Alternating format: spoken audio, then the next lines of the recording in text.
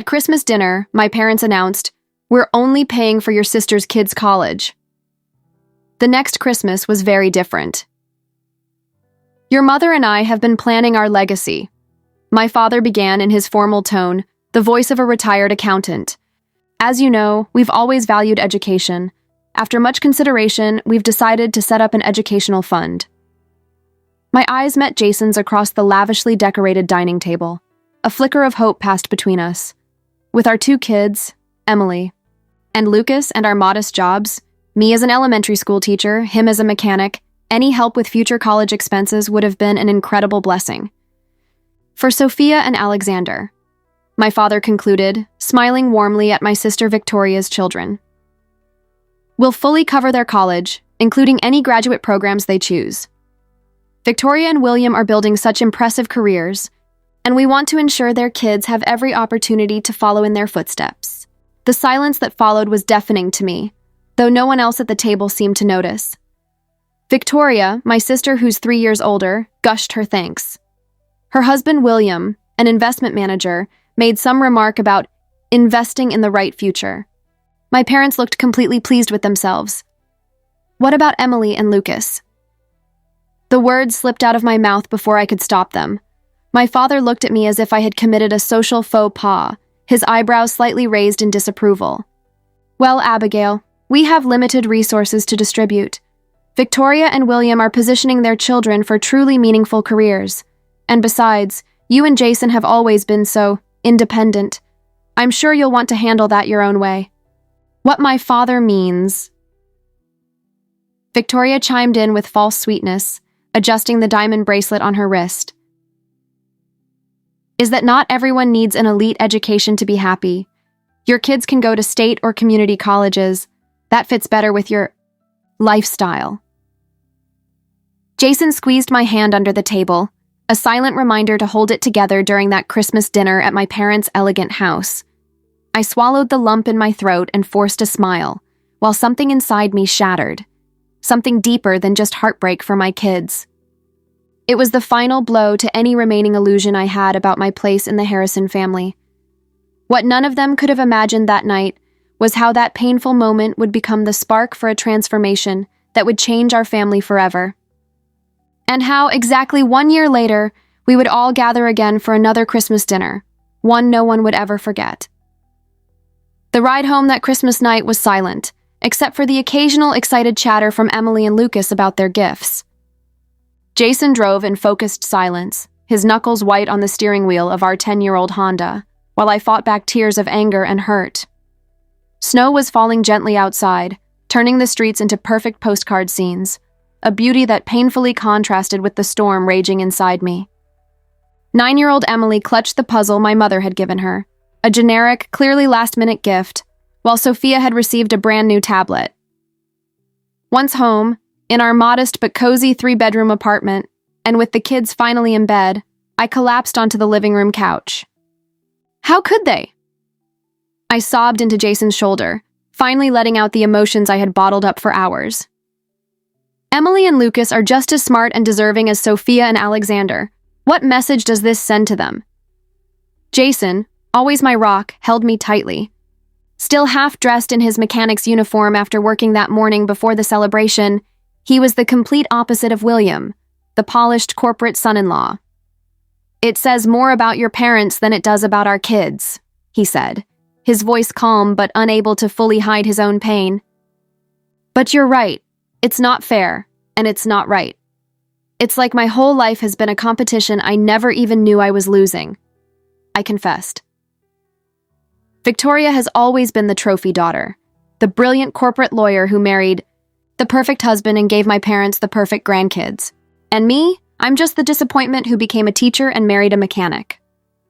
"Hey," Jason lifted my chin to meet my eyes, "we've built a good life here, a real life, with love, respect, and values. We don't have a Mercedes in the driveway or vacation homes, but our kids are happy, smart, and kind." He was right, of course. But the pain lingered. In the following weeks, I tried to go on with life as usual, focusing on my third graders and on my own kids. But the hurt stayed like an open wound. My mom would call regularly, as if nothing had happened, chatting about Victoria's gala dinners, or the new country club William had joined. Things got worse when Emily came home from school one day and asked innocently, "Mom, is college really expensive? Sophia said she's going to Harvard like Aunt Victoria, but I'll probably have to work at a supermarket because we can't afford school." Her comment hit me like a punch to the stomach. I sat down with her at the kitchen table, trying to explain as best as I could. "Honey, there are so many different paths to education. Daddy and I are saving for your college, and Lucas is too. It might not be Harvard, but it will be a good school where you can learn and grow." Her next words nearly broke me. "So, Grandma and Grandpa don't love us as much as they love Sophia and Alex?" That night, after the kids were in bed, Jason and I had a long conversation about the future. Sitting at the kitchen table with family budget spreadsheets and bank statements spread out between us, reality felt painfully clear and discouraging. We had saved what we could for the kids' college, but with Jason's night classes in engineering and our tight budget, it was far from enough for private universities. "We could ask my parents for a loan," I suggested, though without much conviction. Jason shook his head firmly. "So they can remind us of it forever? So they can point out how Victoria is successful enough not to need help, while we aren't? I can't do that to the kids, or to you."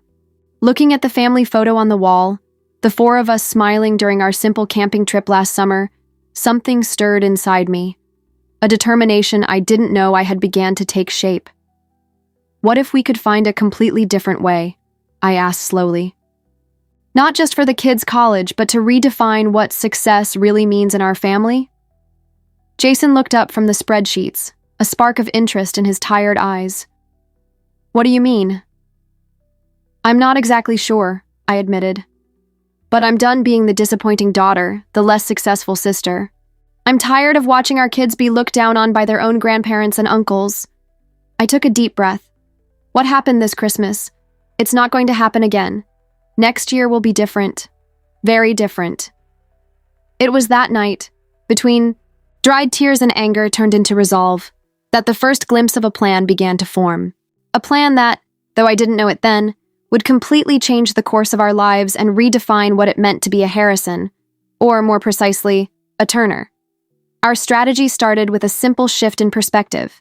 Instead of staying stuck in the family dynamic, Victoria as the successful daughter and me as the disappointment, I decided to completely rewrite the narrative. One January morning, while organizing materials for my students, I had an epiphany. I was preparing a lesson on money and value for 8-year-olds, teaching them basic economics and math in a playful way.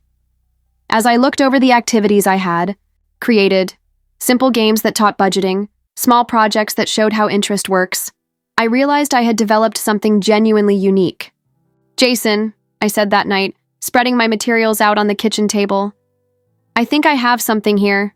It's not just a lesson, it's a full system for teaching kids about money, and there's nothing like it on the education market." Jason looked over the interactive lessons and games I had created. "This is incredible, Abby. You've always had a gift for making complex concepts accessible for kids." An unexpected opportunity came up a few days later when I was appointed to a school committee for educational innovation. The district superintendent was looking for teachers to develop a pilot program for financial education for elementary school children, something I had always believed was critically important and sorely neglected. "It's like the universe is listening to me," I told Jason excitedly, after returning from the first committee meeting. I dove into the project with renewed passion, researching extensively and refining the curriculum I had already started to develop. My own kids became my first test students, learning about budgeting, investing, and long-term financial planning through engaging games and activities. "Mom, this is way more fun than regular math," Lucas commented after a session where he had learned about compound interest using colorful building blocks. At the same time, Jason formed an unexpected partnership. His boss at the mechanic shop, impressed with the meticulous work Jason did on the occasional vintage cars that came in, pitched him an idea. "Turner, you've got a skill with these relics that I don't see in other mechanics." Jim, the shop owner, said as he watched Jason patiently rebuild the engine of a 1967 Mustang. "Ever thought about focusing on that? There's serious money in quality restorations." What started as a casual conversation turned into an agreement. Jason could use an unused section of the shop on weekends and after hours to work on special restoration projects. The shop would take a percentage, but Jason would have the freedom to build his own clientele and brand. "It's a start," Jason said that night. "It's not going to make us rich overnight, but it's a chance to build something of our own, something that honors the craftsmanship I love." As we developed these side projects, I kept limited contact with my parents, politely declining invitations to dinners and family events, always with plausible excuses. The kids still saw them occasionally, but I began to limit their exposure to the constant comparisons with their cousins. My mother, never one to be subtle, questioned my absence. "Abigail, you can't stay resentful forever about the college fund. That's so petty of you." "I'm not resentful, Mom," I replied with a calmness that surprised me. "We're just really busy building something important for our future." The most surprising element of our plan came from a completely unexpected source: my grandmother Maggie. At 86, she had always stayed relatively neutral in the family dramas, though I had always sensed she could see through Victoria's pretensions and my parents' favoritism. During a visit to her house, while the kids helped Maggie with her herb garden, she called me into her office, a small but elegant room that always seemed to hold more history and wisdom than the rest of the house combined. "Abigail," she said with her usual bluntness, adjusting herself in the worn leather chair behind her antique desk, "I'm tired of seeing how Robert and Diane treat you. It's always been this way, even when you were little." I was taken aback by her directness. Maggie rarely got involved in family dynamics, but what she said next left me completely stunned. "When your grandfather died, everyone assumed he left just enough for me to live comfortably," she continued.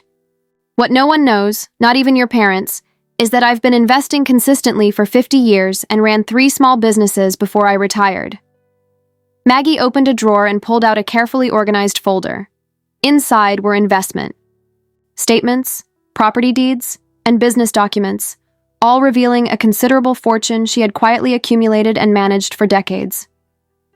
"People think I'm just the old grandma living off Social Security and your grandpa's pension," she laughed, her eyes sparkling with a sharpness I had rarely noticed. "Very few know I still make my money work for me, even at 86. Grandma, I have no idea what to say. Why are you showing me this?" Her eyes, so much like mine, studied me intently.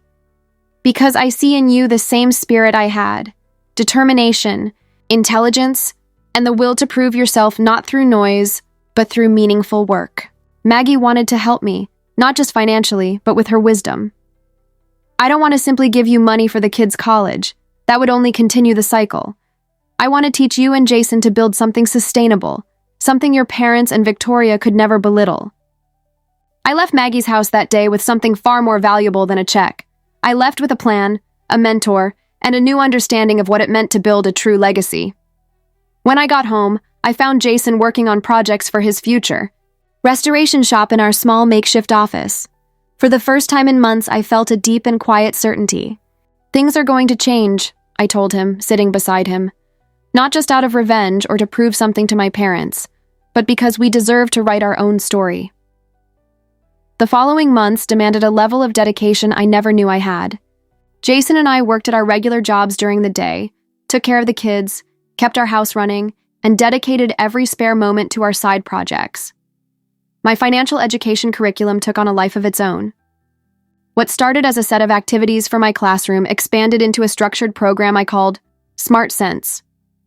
The approach was simple yet revolutionary, teaching complex financial concepts through games, hands-on activities, and relatable stories for elementary school children. "Your methodology is extraordinary, Mrs. Turner," the superintendent remarked during a meeting to evaluate the pilot program. "The kids aren't just learning, they're excited about math and finance. Parents are reporting that their children are applying these concepts at home." The program was first implemented in 3 schools, then across the entire district. When test results showed significant improvements not only in math but also in problem-solving and critical thinking skills, I received an unexpected phone call. "Mrs. Turner, this is Martha Collins from Pioneer Educational Publishing. Heard about your financial literacy program and would love to discuss the possibility of publishing it. Meanwhile, Jason was turning his passion for classic cars into a legitimate business. What began as a side project at Jim's workshop quickly grew. His first full restoration, a meticulous rebuild of a 1957 Chevrolet Bel Air, was featured in a local auto magazine, bringing in a wave of interested clients. "There's something about his craftsmanship," one satisfied customer said after receiving his restored Pontiac GTO. "It's not just mechanics, it's art. He preserves the soul of these cars."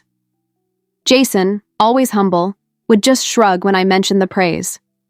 It's just attention to detail. And studying engineering at night is finally paying off.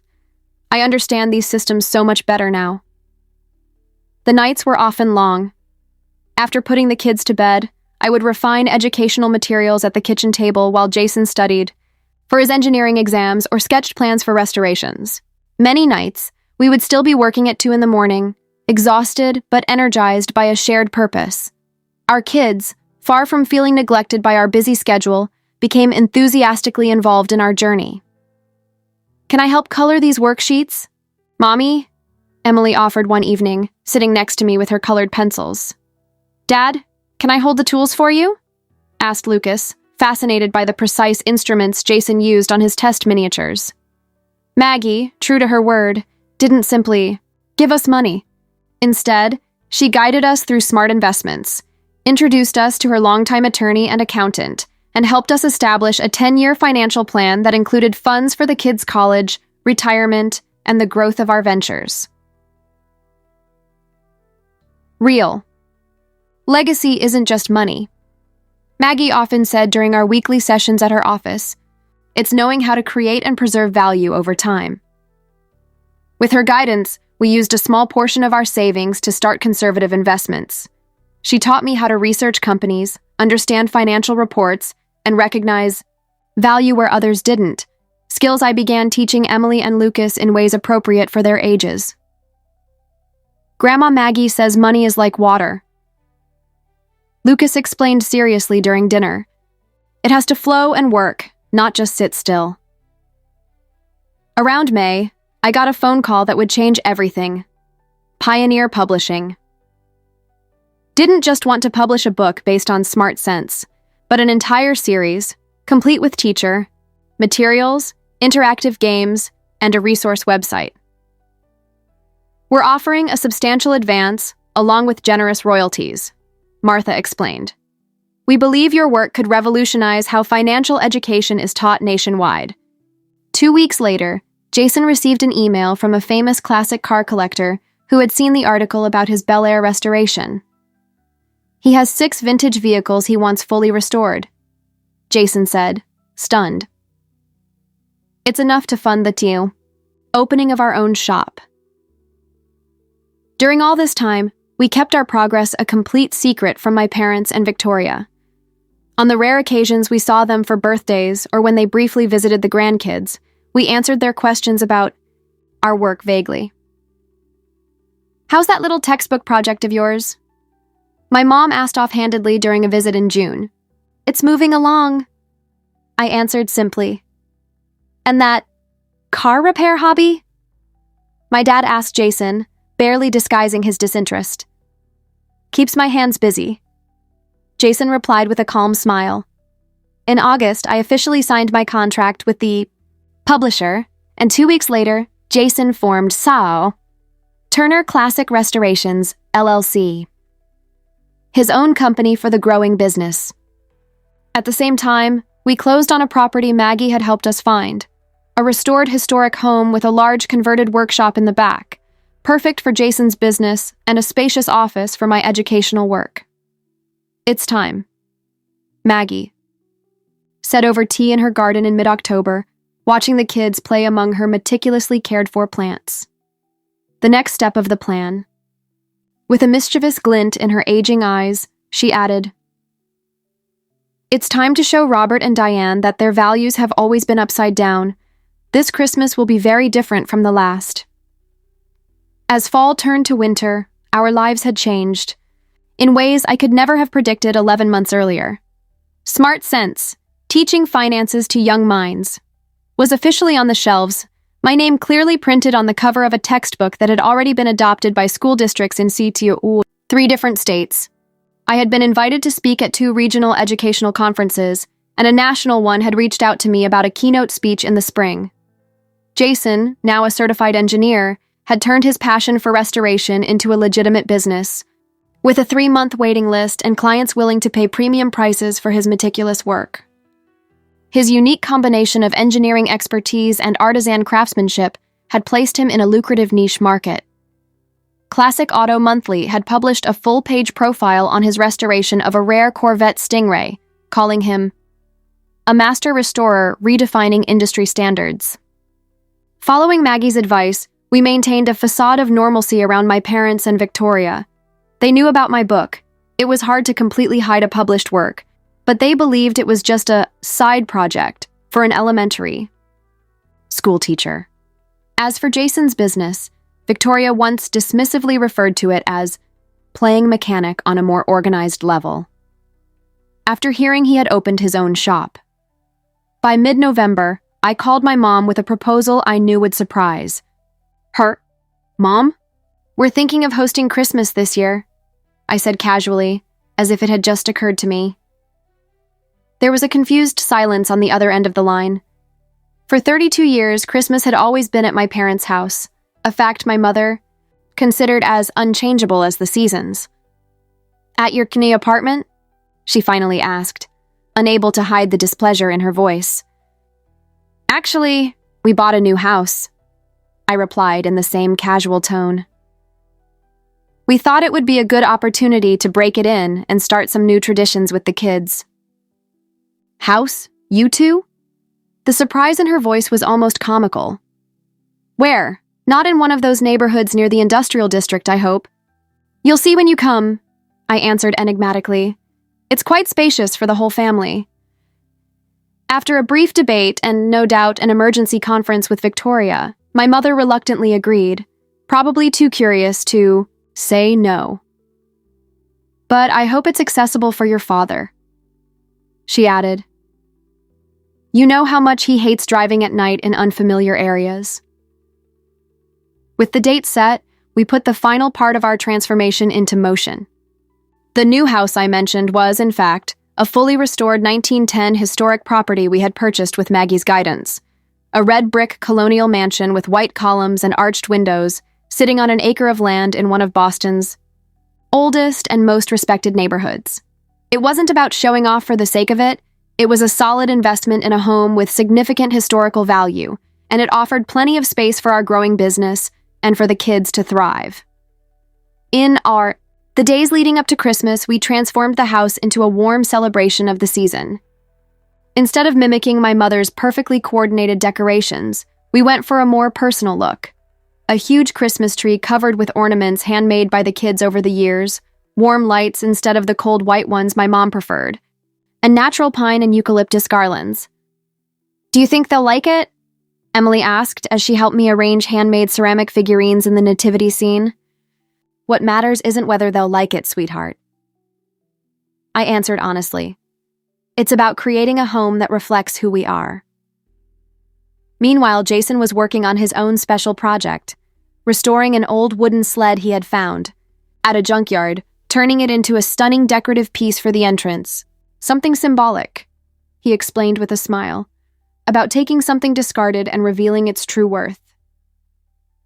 On the eve of the big day, Maggie arrived early to help with the final preparations. At 86, she moved more slowly, but her eyes still sparkled with energy and purpose as she oversaw the arrangements. "All set for tomorrow?" she asked, watching me double-check the elaborate menu I had planned, a mix of traditional Christmas dishes and some Salvadoran recipes from my paternal grandmother's side, a cultural heritage my mother had always deemed too ethnic for her elegant celebrations. "I think so," I replied, feeling a mix of nerves and determination. "But it's not just about impressing them, Grandma. I want them to understand that we define success on our own terms."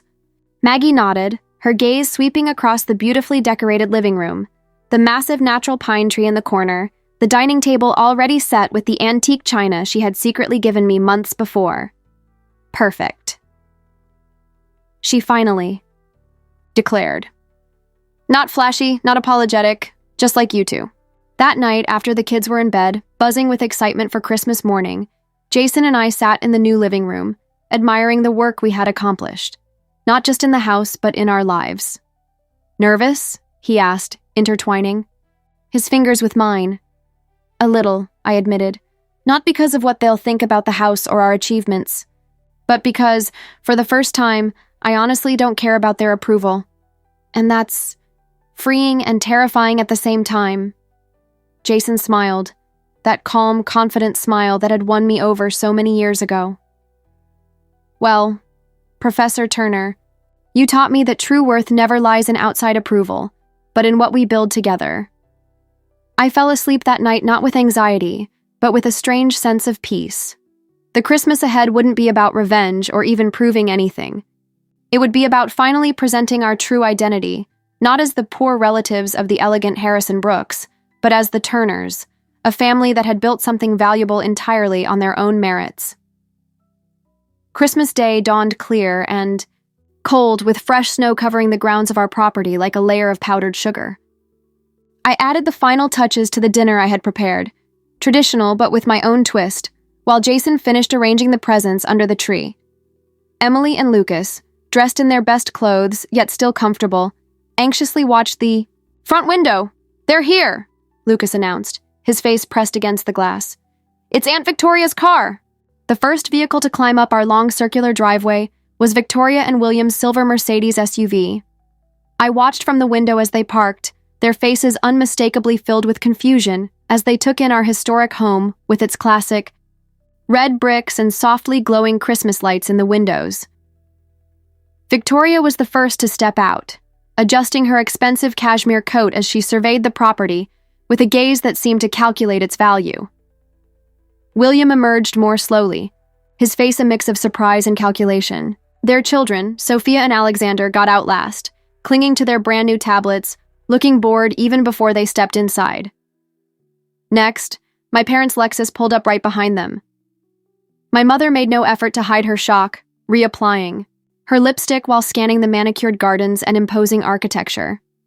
My father, always the accountant, studied the house as if mentally tallying its cost and questioning how we could possibly afford it. Here we go, I said to Jason, taking a deep breath. Showtime. Jason opened the front door with a genuine smile. Merry Christmas. Welcome to our home. The next few moments were a comedy of poorly disguised reactions, Victoria trying to hide her shock behind a tight smile. William glancing around, assessing every detail as though he were on a property inspection. My mother eyeing the authentic silk curtains and restored antique furniture. My father examining the original wooden beams in the ceiling with reluctant admiration. It's surprising, Victoria finally managed to say as she handed her coat to Jason. Are you renting? Actually, we bought it, I said calmly, leading them into the living room where a crackling fireplace and elegant appetizers awaited. Please, make yourselves at home. This place must have cost a fortune, my father commented, unable to contain his curiosity. How could you possibly... The real estate market offers some interesting opportunities when you know where to look, Jason answered diplomatically. The tension was palpable as we served drinks and the kids exchanged gifts. To my surprise, Sophia and Alexander were visibly thrilled with the presents we had chosen. Advanced science kits and books on topics that, after detailed conversations with Maggie, who visited them regularly, we had discovered they secretly loved. This is the best gift ever, Alexander exclaimed, hugging a detailed astronomy kit. How did you know, Aunt Abby? Victoria seemed genuinely bewildered for the first time I could remember. He's never mentioned an interest in stars. Sometimes you just have to pay attention, I replied gently. During dinner, served in our formal dining room on Maggie's antique china, my father's curiosity finally got the better of him. So, Abigail, all of this seems rather substantial, he began, gesturing vaguely around the house. Has there been some change in your situation that we're not aware of? It was the perfect opening. Actually, Dad, there have been quite a few changes, I replied, exchanging a quick glance with Jason. My financial education curriculum was published as a book that's now being adopted nationwide. Jason launched a specialized restoration business that's thriving, and he also completed his engineering degree. Victoria nearly choked on her wine. A textbook? Is that what you're talking about? She let out a forced laugh. William closes multi-million-dollar deals regularly. That hardly seems… Yes, a textbook, I interrupted calmly, with licensing contracts for schools in 14 states so far. Pioneer Education believes it may become the standard national financial literacy program. And as for Jason's business, I continued before they could respond, we just signed a contract to restore Martin Reeves's entire vintage collection. William finally showed genuine interest. The Martin Reeves, the CEO of Techverse, the one and only, Jason confirmed with a modest smile. He's very particular about who touches his cars. The conversation was momentarily interrupted when the doorbell rang. Jason got up to answer it, returning moments later with Maggie, elegantly dressed and carrying a large, elaborately wrapped box. Sorry I'm late, she announced, her eyes sparkling as she took in my parents' stunned expressions. I had to finish some paperwork. What kind of paperwork, Mom? My mother asked, clearly confused by Maggie's authoritative tone. We'll get to that, Maggie replied enigmatically, taking her seat at the table. First, let's enjoy this wonderful dinner Abigail prepared. During dessert, a homemade pumpkin pie with fresh whipped cream, Maggie finally placed the wrapped box in the center of the table and cleared her throat. Before we continue, she announced firmly, I'd like to make an announcement. Silence fell over the room as Maggie commanded everyone's attention. Even at 86, she radiated a powerful presence she rarely revealed during family gatherings. As you all know, I've always believed in the value of education, she began. This year, I'm especially proud to share some important news. She paused, her eyes meeting mine briefly. I've established an educational fund for all of my great-grandchildren. My mother gasped. My father's brow furrowed deeply. Emily, Lucas, Sophia, and Alexander will have their entire college education fully covered, at any institution they qualify for, Maggie continued, opening the box to reveal 4 elegant folders with each child's name. Because in my family, we don't play favorites. Victoria looked at our parents in obvious confusion. But you're already covering Sophia and Alexander? Actually, my father began uncomfortably, staring at his half-eaten plate. Considering that you and William are doing so well financially, understanding lit up Victoria's face. You don't have enough money for everyone, do you? So you chose my kids over Abby's. The moment of truth had arrived. I took a deep breath, feeling Jason's hand find mine under the table. It's not about the money, Victoria, I said gently. It never was. It's about what we value and how we show that value. Jason and I have worked hard to make sure our kids have the same opportunities as yours. Not because we feel like we need to prove anything, but because we believe all children deserve a fair chance. Maggie smiled approvingly before adding, and just to be clear, I'm not just giving them money for college. I'm giving them knowledge, guidance, and values, just like I've been doing with Abigail and Jason this past year. I looked around the table, at my parents, clearly uncomfortable, at Victoria, recalculating her understanding of the world, at the children, watching with innocent curiosity, and at Jason and Maggie, my true allies in this journey. I just wanted everyone to be here. I finally said, so we could all see that family isn't about who has the most impressive title or the biggest house. It's about who shows up to support, to teach, and to love, without conditions and without favorites.